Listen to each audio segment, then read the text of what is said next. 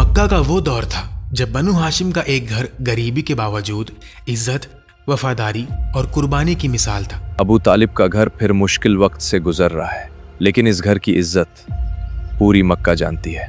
गरीबी जरूर है, मगर ये बनु हाशिम का घर है, यहाँ से कुछ खास होने वाला है। अबू तालिब के यहाँ एक ऐसा बच्चा पैदा हुआ जिसका नाम पहले उनकी वालिदा फातिमा बिनते असद ने असद रखा, यानी शेर। लेकिन अबू तालिब ने उनका नाम बदलकर अली रख दिया, यानी बुलंदी, शराफत और अजमत वाला। इस बच्चे का नाम असद होगा। असद नहीं, इसका नाम अली होगा, बुलंद मर्तबे वाला, इज्जत और शान वाला। उस वक्त किसी को अंदाजा नहीं था कि यही बच्चा एक दिन रसूलुल्लाह सल्लल्लाहु अलैहि वसल्लम के घर में परवरिश पाएंगे। सबसे पहले इस्लाम कबूल करने वाले नौजवानों में शामिल होंगे, जंगों में अल्लाह के शेर कहलाएंगे और तारीख उन्हें हज़रत अली इब्ने अबी तालिब रदियल्लाहु ताला अन्हु के नाम से याद करेगी। लेकिन सवाल ये है, एक गरीब घर में पैदा होने वाला ये बच्चा नबी अलैहिस्सलातु वस्सलाम के सबसे करीबी लोगों में कैसे शामिल हुआ और उनकी ज़िंदगी का वो पहला मोड़ क्या था जिसने उनका मुस्तकबिल हमेशा के लिए बदल दिया। तो चलिए शुरू करते हैं हज़रत अली रदियल्लाहु ताला अन्हु की वो कहानी जो बचपन से ही कुर्बानी, हिम्मत और मोहब्बत रसूल सल्लल्लाहु अलैहि वसल्लम से भरी हुई थी। हज़रत अली रदियल्लाहु ताला अन्हु का बचपन एक अमीर महल में नहीं बल्कि एक ऐसे घर में गुजरा जहां गरीबी थी लेकिन इज्जत भी थी। अबू तालिब का खानदान मक्का में शराफत और वफादारी के लिए मशहूर था, लेकिन उनके घर के हालात आसान नहीं थे। जो कुछ है सब में बांट दो, अल्लाह बरकत देगा। अम्मी, आप नहीं खाएंगी? बेटा, माँ का पेट बच्चों की खुशी से भर जाता है। फिर मक्का पर एक मुश्किल वक्त आन पहुंचा। कहत और तंगी ने लोगों को परेशान कर दिया। अबू तालिब के घर में बच्चे ज्यादा थे और हालात पहले से ही कमजोर थे। इसी वक्त नबी अलैहिस्सलातु वस्सलाम अबू तालिब के घर पहुंचे और उनसे फरमाया, चचा, हम चाहते हैं कि आपका कुछ बोझ हल्का कर दे। आप हमें अपने बच्चों में से कुछ बच्चों की परवरिश की इजाजत दे दें। अबू तालिब गहरी सोच में कहते हैं, आप मेरे घर की मुश्किल समझ रहे हैं, ये मेरे लिए एहसान है। अब्बास रदियल्लाहु तआला अन्हु ने फरमाया, हम सिर्फ आपके लिए आसानी चाहते हैं। अकील को मेरे पास रहने दो, बाकी जिसे चाहो अपने साथ ले जाओ। नबी अलैहिस्सलातु वस्सलाम ने नरमी से कहा, मैं अली को अपने साथ ले जाता हूँ। अब्बास रदियल्लाहु तआला अन्हु ने कहा, और मैं जाफर को अपने साथ ले जाता हूँ। यहाँ से अली रदियल्लाहु तआला अन्हु की जिंदगी का सबसे बड़ा मोड़ शुरू हुआ। वो अपने वालिद अबू तालिब के घर से नबी अलैहिस्सलातु वस्सलाम और सैयदा खदीजा रदियल्लाहु तआला अन्हा के घर आ गए।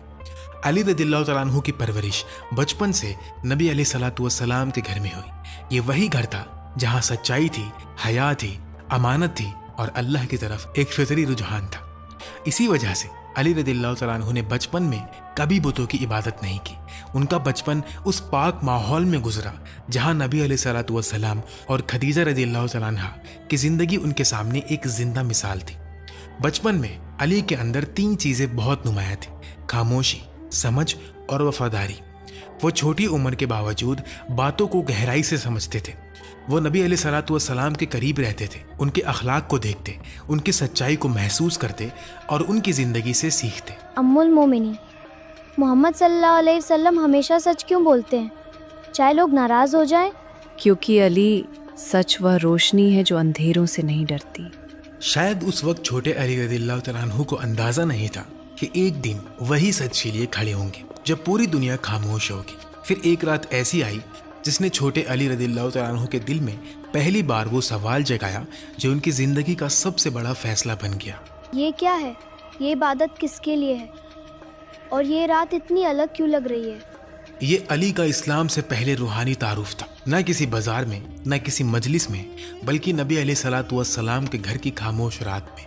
एक बच्चा अपनी आंखों से वो मंजर देख रहा था जहां नबूवत की रोशनी दुनिया में फैलना शुरू हो रही थी। अली रदियल्लाहु तआला अन्हु ने हैरान होकर पूछा कि ये क्या है। नबी अलैहिस्सलातु वस्सलाम ने उन्हें बताया कि ये अल्लाह का दीन है, वो दीन जो एक अल्लाह की इबादत की दावत देता है और बुतों की परस्तिश से रोकता है। अली बच्चे जरूर थे, लेकिन उनकी सोच बच्चों जैसी हल्की नहीं थी। उन्होंने फौरन फैसला नहीं किया। उन्होंने कहा कि ये बात बहुत बड़ी है और मैं अपने वालिद अबू तालिब से मशवरा किए बगैर फैसला नहीं कर सकता। अबू तालिब का छोटा बेटा अक्सर मोहम्मद के घर में रहता है। हाँ, और कहते हैं उस घर का माहौल मक्का के बाकी घरों से अलग है। अलग कैसे?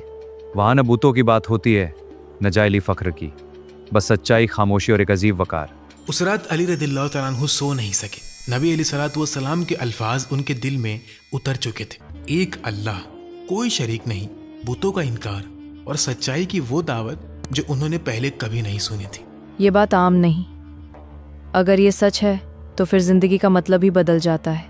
लेकिन अली रदिल्लाहु तआला अन्हु के दिल में एक सवाल जाग चुका था, क्या सच सिर्फ इसलिए छोड़ दिया जाए कि लोग साथ नहीं देंगे?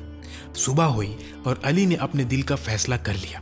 उन्होंने नबी अलैहिस्सलातु वस्सलाम से दोबारा कहा कि मुझे वो बात फिर से बताइए जिसकी आप दावत देते हैं। नबी अलैहिस्सलातु वस्सलाम ने उनके सामने फिर वही पैगाम रखा, एक अल्लाह की इबादत, उसके साथ किसी को शरीक न करना और बुतों का इनकार। और फिर एक छोटे से बच्चे ने वो फैसला किया जो बड़े बड़े सरदारों के लिए मुश्किल बन गया था। अली रदियल्लाहु तआला अन्हु ने कहा, मैं इस्लाम कबूल करता हूँ। रिवायत में आता है कि नबी अलैहिस्सलातु वस्सलाम पर वही मंडे के दिन आई और अली रदियल्लाहु तआला अन्हु ने ट्यूसडे के सुबह इस्लाम कबूल कर लिया। वो बच्चों में सबसे पहले इस्लाम कबूल करने वालों में शामिल हुए। अब अली रदियल्लाहु तआला अन्हु सिर्फ नबी अलैहिस्सलातु वस्सलाम के घर में रहने वाले एक बच्चे नहीं रहे थे, अब वो इस पैगाम के पहले गवाहों में शामिल हो चुके थे। वो खदीजा रदियल्लाहु तआला अन्हा के साथ नबी अलैहिस्सलातु वस्सलाम के पीछे इबादत करते और मक्का अभी तक इस रात से बेखबर था। तुमने देखा, मोहम्मद का घर आजकल और भी खामोश रहता है। हाँ, और अबू तालिब का छोटा बेटा भी उनके साथ रहता है। बच्चा है, क्या समझेगा? कभी कभी बच्चे वो समझ लेते हैं जो बड़े लोग अपनी अकड़ में नहीं समझ पाते। फिर वो मंजर भी आया जब काबा के पास सिर्फ 3 लोग अल्लाह की इबादत कर रहे थे, नबी अलैहिस्सलातु वस्सलाम, खदीजा रदियल्लाहु तआला अन्हा और अली रदियल्लाहु तआला अन्हु। बाकी मक्का अपनी पुरानी रिवायत में गुम था। लोग देखते थे, हैरान होते थे, लेकिन समझते नहीं थे। अली की उम्र छोटी थी, लेकिन उनका फैसला बहुत बड़ा था। उन्होंने सच को पहचाना, उसे दिल में उतारा और फिर उस पर खड़े हो गए। जल्द ही ये राज मक्का की दीवारों से बाहर निकलने वाला था। नबी अलैहिस्सलातु वस्सलाम अपने करीबी लोगों को अल्लाह की तरफ बुला रहे थे। घरों में, छोटी मजलिसों में और रिश्तेदारों के दरमियान एक नया पैगाम धीरे धीरे मक्का की हवाओं में फैल रहा था। तुमने सुना? मोहम्मद अपने खानदान को एक नए दीन की तरफ बुला रहे हैं। हाँ, और अजीब बात यह है कि अबू तालिब का छोटा बेटा अली भी अक्सर उनके साथ होता है। नबी अलैहिस्सलातु वस्सलाम ने अपनी कौम को अल्लाह की वहदानियत की तरफ बुलाया, उन्हें आखिरत की याद दिलाई। उन्हें बताया कि अगर मैं तुम्हें बताऊं कि पहाड़ के पीछे एक लश्कर है तो क्या तुम मेरी बात मानोगे? लोगों ने कहा, हाँ, क्योंकि हमने आपको हमेशा सच्चा पाया है। लेकिन जब रात बुतों को छोड़कर सिर्फ एक अल्लाह की इबादत तक पहुंची तो वही लोग जो अभी उनकी सच्चाई की गवाही दे रहे थे अचानक खामोश हो गए। मक्का की हवा भरी हुई थी, लेकिन जवाब कोई नहीं दे रहा था। उस मजलिस में बड़े बड़े सरदार मौजूद थे, उम्र में बड़े, नसब में मशहूर, माल में मजबूत। लेकिन जब सपोर्ट का वक्त आया तो सब खामोश रहे और फिर एक छोटी उम्र का लड़का खड़ा हुआ। ये तो अबू तालिब का छोटा बेटा है। बड़े खामोश रहे और बच्चा बोल पड़ा। लेकिन ये मंजर मक्का के सरदारों को पसंद नहीं आया। उनके लिए सबसे तकलीफ दे बात यह थी कि जब उनकी जुबान बंद थी तब अली का ईमान बोल रहा था। इस वाक़ये के बाद मक्का का माहौल बदलने लगा। लोग नबी अलैहिस्सलातु वस्सलाम से मुंह फेरने लगे। जो कल तक उन्हें अल अमीन कहते थे, आज उनकी दावत से बचने लगे। लेकिन अली रदियल्लाहु तआला अन्हु के लिए ये सब एक तरबियत थी। वो बचपन से ही देख रहे थे कि सच के साथ खड़ा होना सिर्फ लफ्जों का काम नहीं, कुर्बानी का रास्ता था। रिवायत में आता है कि मक्का के पत्थर और दरख्त रसूलुल्लाह सल्लल्लाहु अलैहि वसल्लम को सलाम करते थे, लेकिन लोग अपने चेहरे फेर लेते थे और एक छोटा लड़का अली रदियल्लाहु तआला अन्हु ये सब अपनी आंखों से देख रहा था। इस्लाम के पहले दिनों में दावत खुली जंग की तरह नहीं थी, बल्कि खामोश हिकमत के साथ आगे बढ़ रही थी। नबी अलैहिस्सलातु वस्सलाम हर शख्स को नहीं बुलाते थे, बल्कि उन लोगों को पहचानते थे जिनके दिल सच की तलाश में होते।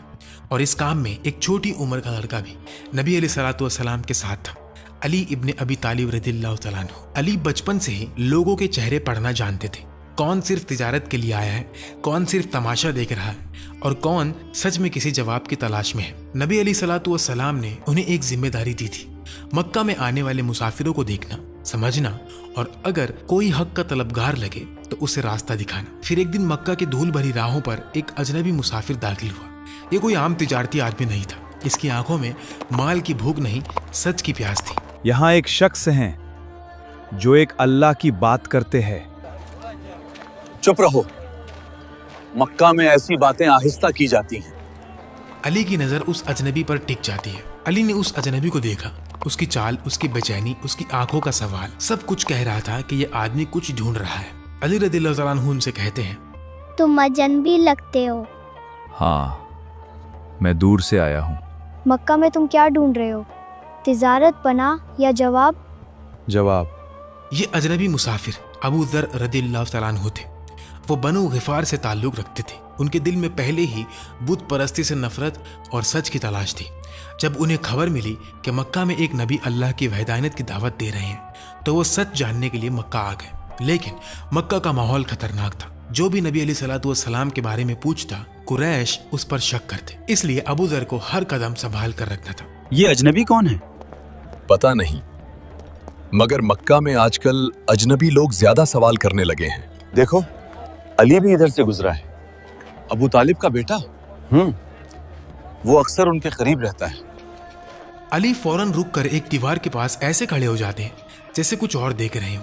अबू ज़र आगे निकल जाते हैं। अली ने शक की हवा को पहले ही महसूस कर लिया। ये छोटी उम्र के अली थे, लेकिन दावत के राज की हिफाजत में उनकी समझ बहुत बड़ी थी। यूं अली अबू ज़र रज़ियल्लाहु तआला अन्हु को उस जगह तक ले गए जहां उन्हें रसूलुल्लाह सल्लल्लाहु अलैहि वसल्लम से मुलाकात का रास्ता मिला। इस मुलाकात के बाद अबू ज़र रज़ियल्लाहु तआला अन्हु के दिल पर सच वाज़े हो गया और वो इस्लाम कबूल करने वालों में शामिल हो गए। अब मक्का में सब कुछ पहले जैसा नहीं रहा था। जो लोग नबी अलैहिस्सलातु वस्सलाम को अल अमीन कहते थे, अब वही लोग उनकी दावत से बचने लगे। मक्का की दुश्मनी अब सिर्फ लफ्ज़ों तक महदूद नहीं रही थी। कुरैश ने फैसला कर लिया था कि नबी अलैहिस्सलातु वस्सलाम को रोका नहीं जा सकता, तो अब उन्हें ख़त्म कर दिया जाए। उन्होंने एक खौफनाक साजिश बनाई। कई कबाइल के जवान एक साथ नबी अलैहिस्सलातु वस्सलाम के घर पर हमला करेंगे ताकि खून का इल्जाम किसी एक कबीले पर ना आए। अब मोहम्मद की दावत मक्का से बाहर भी पहुंच रही है। अगर आज न रोका तो कल ये हमारे बुतों, हमारी सरदारी सबको हिला देगा। एक आदमी कत्ल करेगा तो बनु हाशिम बदला लेंगे, तो फिर हर कबीले का एक जवान होगा, सब एक साथ वार करेंगे। ये रात मक्का की सबसे खतरनाक रातों में से एक थी। कुरैश समझ रहे थे कि उन्होंने अपनी चाल तमाम कर ली है, लेकिन उन्हें क्या मालूम था अल्लाह का प्लान उनकी हर साजिश से बुलंद है। इसी रात नबी अलैहिस्सलातु वस्सलाम ने अली को एक ऐसी जिम्मेदारी दी जो सिर्फ एक बहादुर इंसान ही कबूल कर सकता था। उन्हें कहा गया कि आज रात तुम मेरे बिस्तर पर सो जाओ। अली जानते थे कि घर के बाहर मौत घूम रही है। वो जानते थे कि कुरैश के जवान तलवारें लिए इंतजार कर रहे हैं। वो ये भी जानते थे कि अगर उन्होंने बिस्तर पर किसी को देखा तो पहले वार करेंगे, फिर पूछेंगे अंदर कोई सो रहा है। सुबह होने दो, फिर एक साथ हमला करेंगे। आज रात मक्का का फैसला हो जाएगा। अली ने कोई बहाना नहीं बनाया, ना उम्र का जिक्र किया, ना खतरे का। वो नबी अलैहिस्सलातु वस्सलाम के बिस्तर पर लेटे और ऐसी नींद सोए जैसे मौत के साए में भी उनका दिल अल्लाह के अमन में हो। जब कुरैश ने बिस्तर से कपड़ा हटाया तो वहां नबी अलैहिस्सलातु वस्सलाम नहीं, अली थे। कुरैश की सारी प्लानिंग एक पल में टूट गई। जिस घर को वो मौत का जाल समझ रहे थे, अल्लाह ने उसे हिजरत का रास्ता बना दिया। अली रज़ियल्लाहु तआला अन्हु ने हिजरत का सफर शुरू किया, लेकिन उनका सफर भी आसान नहीं था। ना उनके पास साथी था, ना सफारी। वो मक्का से मदीना की तरफ पैदल निकले। दिन में धूप से बचने के लिए रुकते, रात में सफर करते। नबी अलैहिस्सलातु वस्सलाम मदीना के करीब कुबा में अली रज़ियल्लाहु तआला अन्हु का इंतजार कर रहे थे। जब अली सफर की थकान, पैरों की तकलीफ और तन्हाई के बावजूद वहां पहुंचे तो ये सिर्फ एक मुसाफिर का पहुंचना नहीं था, ये वफादारी का अपनी मंजिल तक पहुंचना था। हिजरत के बाद अली की जिंदगी का नया दौर मदीना में शुरू हुआ। मक्का में उन्होंने दुश्मनी, तन्हाई और खौफ देखा था। अब मदीना में एक नई उम्मत बन रही थी, लेकिन इसका मतलब ये नहीं था कि अली की जिंदगी आसान हो गई। मदीना पहुंचने के बाद नबी अलैहिस्सलातु वस्सलाम ने मुहाजिरीन और अंसार के दरमियान भाईचारा कायम किया। हर मुहाजिर को किसी अंसारी के साथ जोड़ा गया ताकि जो लोग मक्का में सब कुछ छोड़ कर आए थे उन्हें मदीना में सहारा मिल सके। रिवायत में आता है कि अली रज़ियल्लाहु तआला अन्हु को सहल इब्ने हुनैफ रज़ियल्लाहु तआला अन्हु के साथ भाईचारे में जोड़ा गया। ये अंसारी सहाबी बाद में भी अली के करीबी रहे। इस भाईचारे ने मदीना की नई सोसाइटी को सिर्फ रहने की जगह नहीं, एक रूहानी खानदान बना दिया। अली का एक प्यारा लक़ब अबू तुराब भी था, यानी मिट्टी वाला। यह लक़ब उन्हें नबी अलैहिस्सलातु वस्सलाम की तरफ से मिला और अली को यह लक़ब बहुत महबूब था। मदीना की जिंदगी में अली रज़ियल्लाहु तआला अन्हु का मकाम बढ़ता जा रहा था, लेकिन दिल के एक कोने में अली रज़ियल्लाहु तआला अन्हु के अंदर एक खामोश सी तमन्ना पैदा होने लगी थी। ये तमन्ना थी सैयदा फातिमा रज़ियल्लाहु तआला अन्हा से निकाह की। रिवायत में आता है कि अबू बकर और उमर रदियल्लाहु तआला अन्हु ने भी फातिमा रदियल्लाहु तआला अन्हा के लिए रिश्ता भेजा, लेकिन नबी अलैहिस्सलातु वस्सलाम ने कहा कि वो अभी बहुत छोटी हैं। फिर जब अली ने रिश्ता पेश किया तो नबी अलैहिस्सलातु वस्सलाम ने उनका निकाह फातिमा से कर दिया। आखिर एक दिन अली हिम्मत करके नबी अलैहिस्सलातु वस्सलाम की खिदमत में हाजिर हुए। वो आए लेकिन हया की वजह से खामोश बैठ गए। नबी अलैहिस्सलातु वस्सलाम ने उनकी खामोशी को समझा, अली का इरादा पहचान लिया। फिर बात फातिमा रदियल्लाहु तआला अन्हा के निकाह तक पहुंची। जब अली ने अपनी तमन्ना पेश की तो नबी अलैहिस्सलातु वस्सलाम ने उनसे पूछा कि तुम्हारे पास मेहर के लिए क्या है। अली के पास माल नहीं था। उन्होंने अर्ज की कि उनके पास कुछ खास नहीं। फिर नबी अलैहिस्सलातु वस्सलाम ने उन्हें उनकी शील्ड याद दिलाई। रिवायत में आता है कि अली रदियल्लाहु तआला अन्हु के पास एक ढाल थी और वही ढाल फातिमा का मेहर बनी। नबी अलैहिस्सलातु वस्सलाम ने फातिमा रदियल्लाहु तआला अन्हा के पास गए और उन्हें बताया कि अली इब्न अबी तालिब ने रिश्ता भेजा है। रिवायत में आता है कि फातिमा ने हया की वजह से खामोशी इख्तियार की। उन्होंने कोई एतराज़ नहीं किया और उनकी ये खामोशी उनकी रजा समझी गई। अली वो शख्स थे जिनके लिए रसूलुल्लाह सल्लल्लाहु अलैहि वसल्लम ने अपनी मोहब्बत का इजहार बार बार फरमाया। उनका मकाम सिर्फ एक बहादुर सिपाही का नहीं था, बल्कि एक ऐसे करीबी का था जिसे नबी अलैहिस्सलातु वस्सलाम ने बचपन से अपने घर में पाला, अपने साथ रखा, अपनी बेटी फातिमा का हमसफर बनाया और कई मौक़ों पर उनकी फजीलत बयान फरमाई। खैबर के दिन नबी अलैहिस्सलातु वस्सलाम ने फरमाया कि कल मैं झंडा उस शख्स को दूंगा जो अल्लाह और उसके रसूल से मोहब्बत करता है और अल्लाह और उसका रसूल भी उससे मोहब्बत करते हैं। फिर वो झंडा अली रदियल्लाहु तआला अन्हु को दिया गया। रिवायत में ये भी आता है कि अली से मोहब्बत ईमान की निशानी है और उनसे बुग़्ज़ निफाक की अलामत। अगले वीडियो में हम इंशाअल्लाह अली और फातिमा रदियल्लाहु तआला अन्हुम की शादीशुदा जिंदगी के बारे में बात करेंगे। अली रदियल्लाहु तआला अन्हु का जिक्र करते हुए हमें सिर्फ उनकी तलवार या जंग याद नहीं रखनी चाहिए, हमें उनका सब्र भी याद रखना चाहिए, उनकी हया भी, उनकी गरीबी भी, उनकी मेहनत भी, उनकी इबादत भी और सबसे बढ़कर नबी अलैहिस्सलातु वस्सलाम से उनकी बेमिसाल वफादारी भी। अल्लाह हमारे दिलों में हज़रत अली रदियल्लाहु तआला अन्हु, अहले बैत और तमाम सहाबा रदियल्लाहु तआला अन्हुम की सच्ची मोहब्बत पैदा फरमाए। आमीन।